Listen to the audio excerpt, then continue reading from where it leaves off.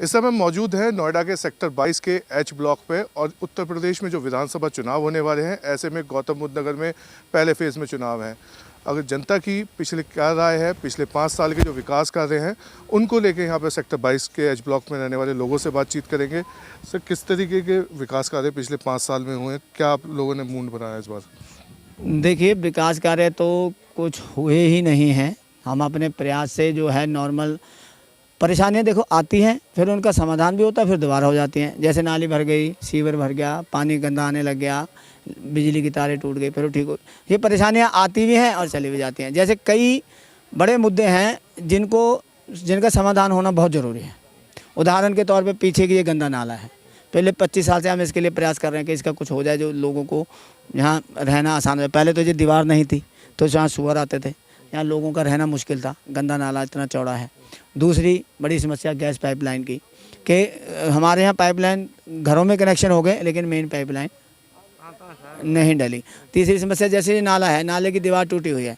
मैं 2 साल से प्रयास कर रहा हूँ कि ये जो दीवार है ये बन जाए, दीवार बन जाए, तो ताकि ये सूअर जो है कॉलोनी में ना आए। सूअर ऐसे गंदे नाले से निकल के कॉलोनी में आ जाते हैं। एक बुजुर्ग को काट भी चुके हैं पेट पे। तो ये 2 साल से हम प्रयास कर रहे हैं तो फाइल ही नहीं आ रही जी, आगे नहीं बढ़ रही। सीवर के ढक्कन चेंज होने हैं, 2 साल से फाइल अटकी पड़ी है जी। जब फाइल ही नहीं होगी तो हम करवाएंगे कैसे? जय साहब बोलते हैं ऊपर से अधिकारियों से। स्थानीय विधायक ने कुछ नहीं किया? कुछ नहीं किया जी उन्होंने। हम उनको देते हैं, वो आश्वासन देते हैं। एक ही आश्वासन उनका होता है कि ठीक रुकने नहीं दूंगा, गलत होने नहीं दूंगा। अब देखिए, स्थानीय विधायक जो हैं, अगर मैं यहाँ का प्रतिनिधि होते हुए उनसे मिलने के लिए 4 आदमियों को बीच में डाल के मिलूंगा तो आम आदमी उनसे मिलेगा कैसे? वीआईपी विधायक है। मैंने आपको वीआईपी समझ लो, मैंने उनको बड़ी चिट्ठियाँ दी हैं, बड़े लेटर। आप अभी तो आप आए, ऐसी चौपाल में एक बात हो रही है, कभी मौका मिलेगा आप आना, हम आपको चिट्ठियों की जो है कॉपी दिखाएंगे। जैसे हमारे यहाँ एक ज्वलंत मुद्दा है बड़ा, आप यहाँ से जाएंगे, यहाँ पे H121A एक प्लॉट है जो 1975 में स्कूल के लिए था, एक ई ब्लॉक में और एक एच ब्लॉक में, बिल्कुल सेंटर में। तो उस टाइम स्कूलों की ज़रूरत थी, उस टाइम तो स्कूल बना है नहीं। अब तो हर 100 मीटर पे एक स्कूल बना हुआ है, अब उसको स्कूल बना रहे हैं। अब इतने कंजेस्टेड एरिया में स्कूल बनेगा तो उसके अंदर बस कैसे आएगी, बच्चे कैसे आएंगे? हमने उनको रोकने के लिए बोला, तब किसी ने कोई हमारी हेल्प नहीं करी। हम खुद ही अपने लोग जो है मिलजुल के उसको लोगों के प्रयास से संघर्ष कर रहे हैं, आपस में ही एक दूसरे के प्रयास से कार्य कर रहे हैं। सर, आप पिछले 5 साल के जो आपके विकास कर रहे हैं, आपको उम्मीद थी कि जो विकास कार्य हुए इससे बेहतर भी होने चाहिए थे जो आपके विधायक ने करें? सर, उम्मीद तो थी लेकिन वो कोई आए ही नहीं। जब उसके बाद उन्होंने बोल दिया कि हाँ हम करेंगे, लारी लप्पा में टाल दिया सब जनता को। जनता ने बड़ी रिक्वेस्ट भी करी और सब कुछ किया लेकिन कोई सुनाई नहीं हुई साहब, बस यही। और ये फर्स्ट प्रॉब्लम बड़ी भारी है। यहाँ ये प्राचीन शिव मंदिर है, वो शिव मंदिर के पास जो रोड है वहाँ पर कई लोग मोटरसाइकिलों में, कई लोग जो है वहाँ मार दिए, बसों ने उसमें मर गए बेचारे। उनके बच्चे अनाथ हो गए। वो कमाने वाले एक ही थे, अकेला कमाने वाले थे, लेकिन उनके बीवी बच्चे अनाथ हो गए। उनकी एट ए टाइम वहाँ पर डेथ हो गई। तो ये बड़ी भारी प्रॉब्लम है हमारे साथ। यहाँ पर प्राचीन शिव मंदिर के सामने एक सड़क पार करने का रास्ता बना दिया जाए, या ओवर ब्रिज या अंडर ब्रिज बना दिया जाए साहब। ये आपकी बड़ी सभी लोगों की एक जैसी समस्या है सेक्टर की। सबसे बड़ी क्या कहते हैं जो हमें चुभन रहती है ना, कि हमारे विधायक जी आज तक कभी क्या कहते हैं 5 साल में अगर वो एक सेक्टर भी चुनते हैं दौरे के लिए तो शायद 5 साल में पूरे नोएडा के हर सेक्टर को कवर कर सकते थे। वो यहाँ के लोगों ने क्या कहते हैं उनका आज तक चेहरा नहीं देखा। क्या हम अपने जनप्रतिनिधि का चेहरा नहीं देख सकते, उनसे बातचीत नहीं कर सकते? लेकिन आज तक कभी वो नहीं आए। सिर्फ वो तो कहते हैं मैं नोएडा की जनता का सेवक हूँ, मैं नोएडा के बीच में रहता। क्या होता है कहने भर से क्या होता है? यहाँ कभी आज तक तो आए नहीं कभी सेक्टर 22 में, हैं? सिर्फ कहने से थोड़ी होता है। और जो समस्या इन्होंने बताई, ये यहाँ का जो कट था बंद कर दिया शिव मंदिर के सामने मेन रोड पर, वो बहुत गहरी समस्या है। या तो दिल्ली में जैसे कई जगह मेन रोड पे भी बना है, देखा मैंने, आश्रम पर देखा और भी कई जगह देखा कि पैदल सड़क पार करने वालों को भी लाइट सिस्टम है वहाँ पे, ग्रीन लाइट उनके लिए भी होती है, तो ट्रैफिक दोनों साइड से बंद हो जाता है। तो कम से कम ऐसा कर दें, या अंडर ब्रिज या ओवर ब्रिज बनाया जाए, यहाँ लोग सड़क पार नहीं कर पाते। पंकज सिंह को वीआईपी विधायक बोलते हैं, कहते हैं कि वीआईपी विधायक हैं, वीआईपी कल्चर से रहते हैं और यहाँ की जनता से मिलते नहीं हैं। क्यों नहीं रहेंगे, जब इतने मतलब क्या कहते हैं मंत्री पिता के पुत्र हैं, केंद्रीय मंत्री हैं उनके पिता, तो वीवीआईपी विधायक तो हैं ही वो, क्या कहते हैं उन लोगों की समस्या तो उन्हें क्या लेना देना है। कम से कम क्या कहते हैं एक बार यहाँ आना चाहिए, लोगों से बात करनी चाहिए भी आपकी क्या समस्या है, लेकिन कभी नहीं, 5 साल में हमने कभी देखा नहीं। और एक समस्या की तरफ शायद किसी ने ध्यान नहीं दिया, एक समस्या और है, क्योंकि मैं भुक्तभोगी हूँ, आवारा पशुओं से रात के वक्त यहाँ बहुत डर है।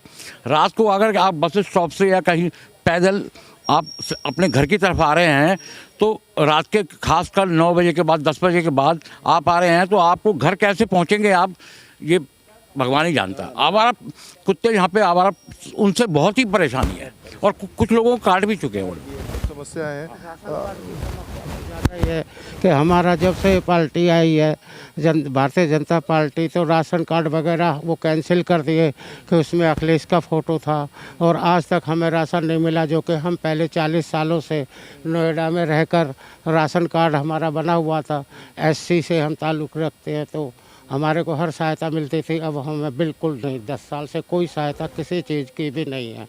तमाम अधिकार किसी से मिले, आपने समस्या रखी अपनी?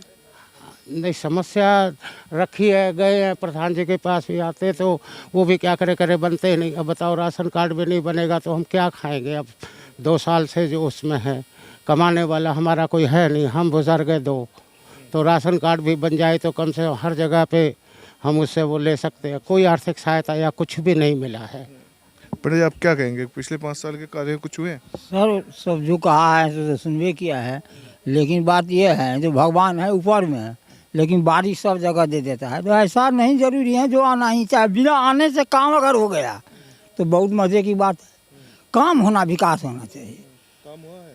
काम तो हुआ है, तो जनता सब कह ही रहा है। वो तो कह रही है विधायक जी आए नहीं, काम हुआ नहीं। तो विधायक जी नहीं आई है, हुआ है तो नहीं आया है, लेकिन यदि नहीं भी आया तो काम अगर होता रहता तो सब बोलता जो अभी आया है, आज भी गया है आकर को। लेकिन बहुत को ऐसा होता है जो काम भी नहीं करता है लेकिन जाता है जनता पास, तो उनको थोड़ा फर्क होता है जो एक बार जनता अलग मानना चाहिए, दे या नहीं दे। कुछ महिलाएं हैं, उनसे भी बात कर लेते हैं कि यहाँ पे किस तरीके के कार्य हुए हैं। मैम ये बताइए कि पिछले 5 साल में आप कितना संतुष्ट हैं यहाँ के कार्यों से? यहाँ पर हम आए हैं जब से, तब से हम कुछ नहीं देख रहे हैं कि यहाँ पे क्या हो रहा है, उपलब्ध क्या है, क्या साधन है, कुछ भी नहीं मिल रहा है हम लोग देखने में। इतना कष्ट उठाए हम लोग, बहुत परेशानी कोरोना में उठाए, कोई हेल्प नहीं दिया हम लोग कोरोना में, ना कोई कुछ भी नहीं हम लोग को मिला। अब एक हमारे जितने बूढ़े लोग हैं पड़ोस में, सबको पेंशन नहीं मिलती है, और गैस लाइन भी है, कोई लेता है पैसा भी ले लेता है, ऐसा ही गैस लाइन पाइप ऐसा ही पड़ा है। बहुत मैंने जो क्या कहें। मैम आप कुछ कहेंगे कि किस तरीके का सेक्टर 22 में कार्य हुए? कार्य तो हुए, विधायक कितने काम से कितना संतुष्ट हैं आप? विधायक के काम से तो जो भी होंगे, लेकिन हमारे प्रधान जी काम करवाते हैं। अब ये नहीं पता कि वो कौन करवा रहा है, लेकिन भाई हम तो सामने प्रधान जी को देखते हैं, अच्छा काम है। लेकिन ये है कि पाइपलाइन जो गैस का है, गैस मेन मुद्दा, रोड वो नहीं हुआ है, मतलब काम बस सिर्फ पाइप डाल दिए हो गया। और वो क्या कहते हैं, रोडों का कोई वो नहीं है। 5-6 साल पहले जब बनी थी सारी उखड़ गई हैं। ये है हमारा तो मेन, वो हुआ नहीं है काम, मतलब वो रुका हुआ पेंडिंग है। ये स्थानीय विधायक पंकज सिंह कहते हैं कि आप वो तो सेक्टर वासियों और ग्राम वासियों के लिए सबके बराबर कर रहे हैं कार्य। भाई कुछ भी नहीं है। मैं तो ये कहूँगी आप सबसे कि क्या नाम लेते हैं, देखो पाइपलाइन डली, उसमें गैस नहीं आएगी। दूसरी बार ये बुजुर्ग लोग हैं, वो बेचारे पेंशन के लिए फॉर्म भरते हैं, कुछ नहीं होता। तीसरी बार यहाँ पे सड़कें हैं, वो इतनी बेकार हो रखी हैं। सिलेंडर इतना महंगा हो चुका है, सिलेंडर 900 रुपया, 1000 रुपया। जिसके घर में एक बंदा कमाने वाला होगा वो कहाँ से इतना खर्चा करेगा। और वो भी बंद कर दी इन्होंने। महंगाई की मार महिलाएं जानती हैं कि घरों के घर चूल्हे में कितनी महंगाई बढ़ी है। महंगाई तो बहुत ज़्यादा बढ़ चुकी है। एक बंदे का ट्रिपल हो गई है, एक बंदे का मतलब कि जो जॉब करता है उसका घर चलाना बहुत मुश्किल है आज के टाइम में। सिलेंडर 400 का आता था, वो हमारा 600 रुपये बचता था। अब वो 600 रुपये में हम बहुत सारी चीज़ें लेके आते थे, अब वो 600 रुपये उसमें जा रहा है। तो हमें भी तो दुख होता है ना कि 1-1 हज़ार का जो मतलब कि सिलेंडर है, बहुत चीज़ें अब हमें। पेट्रोल के भी दाम बढ़ गए हैं। हाँ, सब कुछ ही।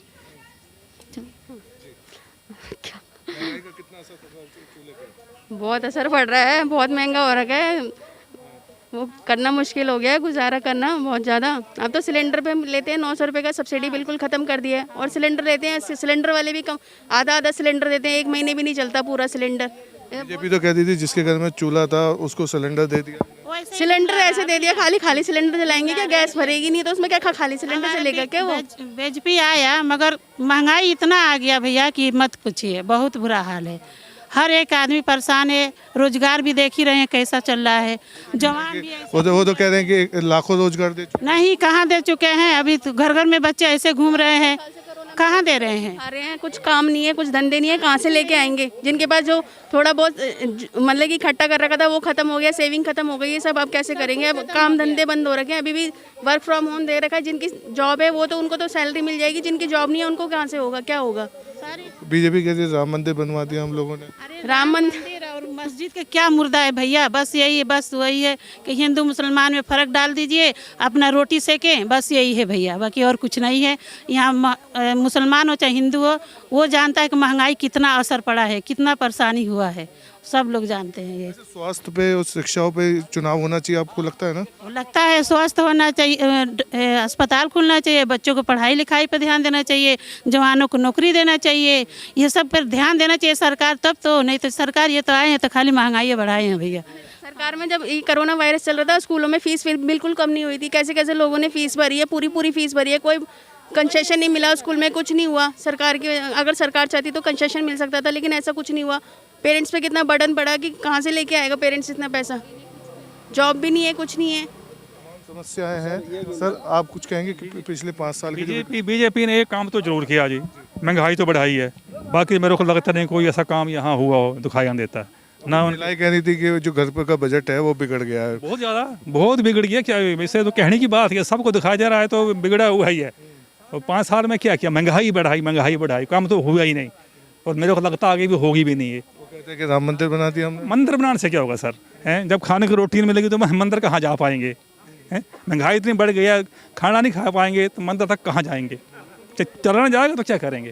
सिलेंडर को कहते हैं कि जिसके घर में चूल्हा था हमने सिलेंडर पहुंचा दिया उसके घर में। पहुँचा तो दिया, लेकिन गैस कितना महंगा कर दिया, उसका तो फायदा गवर्नमेंट को हुआ, उन्हीं को हुआ ना। मेरे को सिलेंडर फ्री में दे दिया और 1000 रुपये सिलेंडर भरना पड़ रहा, तो क्या फ़ायदा हुआ मेरे को? कुछ फ़ायदा नहीं हुआ। मेरे को नहीं लगता उसका मेरे को फ़ायदा हो हमें, ये बात। और गैस के देखो 6-6 हज़ार रुपये ले गए हैं, पाइपें बिछा दी हैं और टिर रहे हैं, वो नीचे गिरने वाले हैं अभी, पनी 4-5 साल से उसका ब्याज खा रहे हैं वो। हैं, हमें क्या मिल रहा है उसका? 6,000 रुपये अगर हमारे पास से होता कम से कम काम तो आता, वो कुछ ही काम नहीं, मेरे को लगता नहीं कि कुछ काम हो। अब जो लगता है कि चेंज की ज़रूरत है, इतना कहूँगा। ये लोग सभी लोग हैं जो सेक्टर 22 के रहने वाले हैं, जिनका कहना है कि जो विकास कार्य होने चाहिए थे वो नहीं हो पाए हैं। हालांकि शिक्षा और स्वास्थ्य के ऊपर चुनाव होना चाहिए, जो अपने मत का इस्तेमाल है वो होना चाहिए, लेकिन कहीं ना कहीं जाति के आधार पे जो राजनीति होती है उसका भी यहाँ पे जो महिलाएं हैं वो कह रही हैं कि वो नहीं होनी चाहिए। दूसरा, सबसे ज़्यादा जो महंगाई जो बढ़ी है वो उसको लेके यहाँ पे लोगों का कहना है कि जो महंगाई ने बजट बिगाड़ दिया है। अब देखना होगा कि इन तमाम मुद्दों को लेके आगे किस तरीके के लोग जो है अपने मत का इस्तेमाल करेंगे और किस प्रत्याशी को नोएडा से जिताएंगे। शिव त्यागी, जनहित टाइम्स, नोएडा।